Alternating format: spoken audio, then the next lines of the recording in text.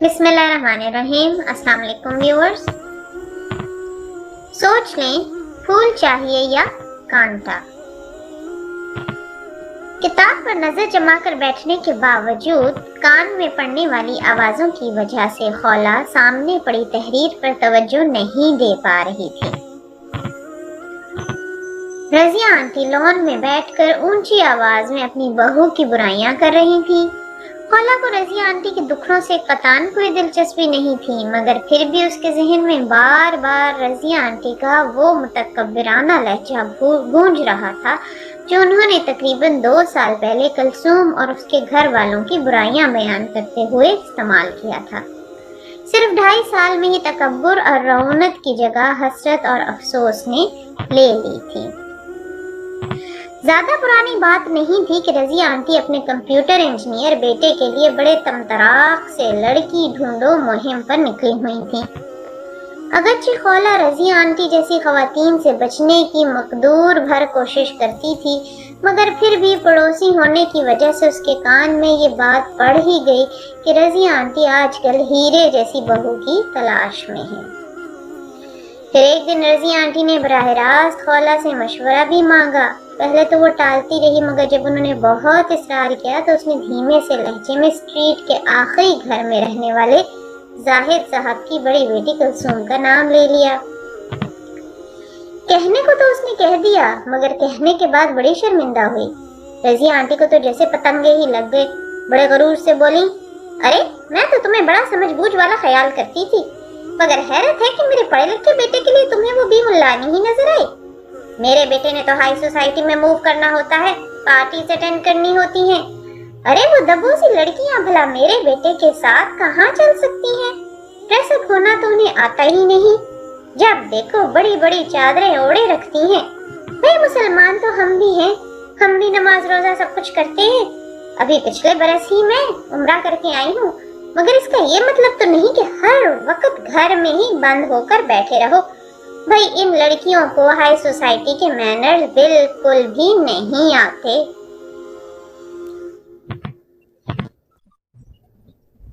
बहरहाल 7-8 महीने तक तलाश लड़की की मुहिम जोरों शोर से जारी रही।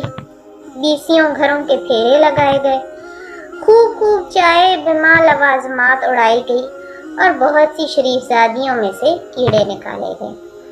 बिलाखिर एक दिन ये खबर सुनी गई कि रजिया आंटी को मनपसंद किस्म की हीरे जैसी बहू मिल गई है।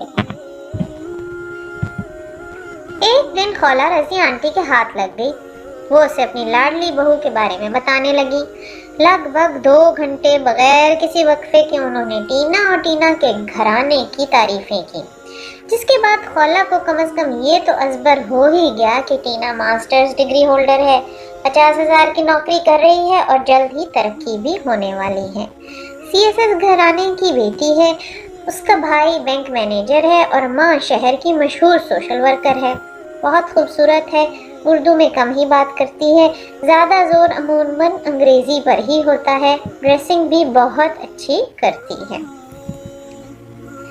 लगे हाथों रजिया आंटी ने ये भी बता दिया कि शादी पर कम से कम 40-50 लाख का खर्चा तो हो ही जाएगा।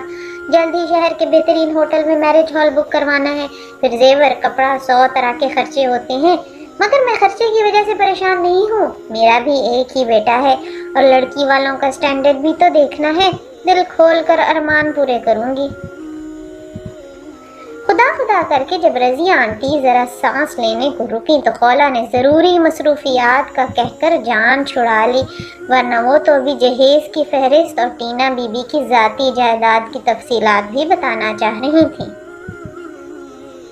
और आज सिर्फ 8 महीने बाद ही इतने शौक और अरमान से लाई गई बहू के हाथों रजिया आंटी के रोने की आवाज़ सुनकर उसे ज़रा भी हैरत नहीं हुई।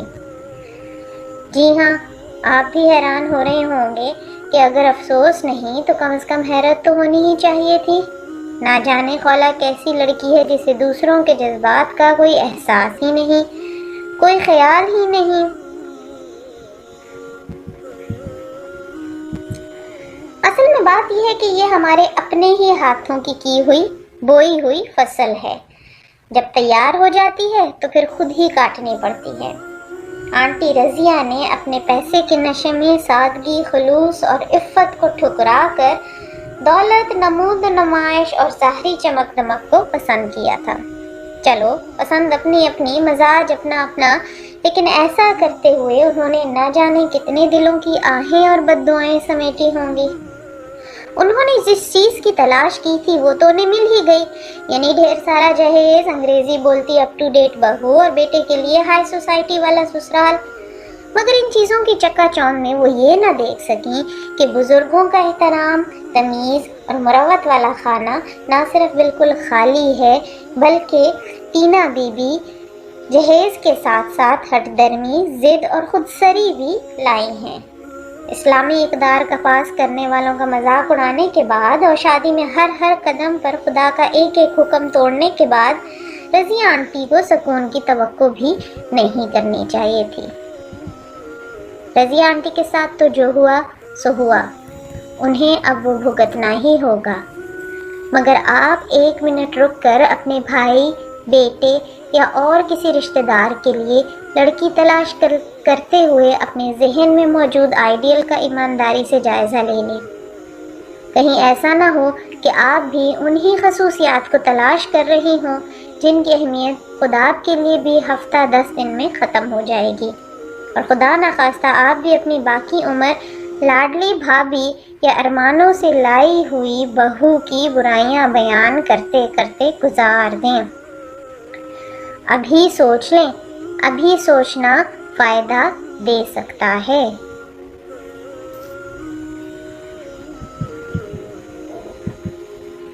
شاید آپ کے آس پاس بھی کوئی خاموش سی اسلامی اقدار پر چلنے والی بڑی چادر اوڑھنے والی کلثوم رہتی ہو، مگر جہیز کی چکا چوند، اپ ٹو ڈیٹ ہونے کی چمک نے اسے آپ کی نظروں سے اوجھل کر دیا ہو۔ فیصلہ کرنے سے پہلے سوچ لیں کہ کچھ فیصلے زندگی کو پھولوں سے بھر سکتے ہیں اور کانٹوں سے بھی۔ پھر ملیں گے کسی اور دن، کسی اور کہانی کے ساتھ۔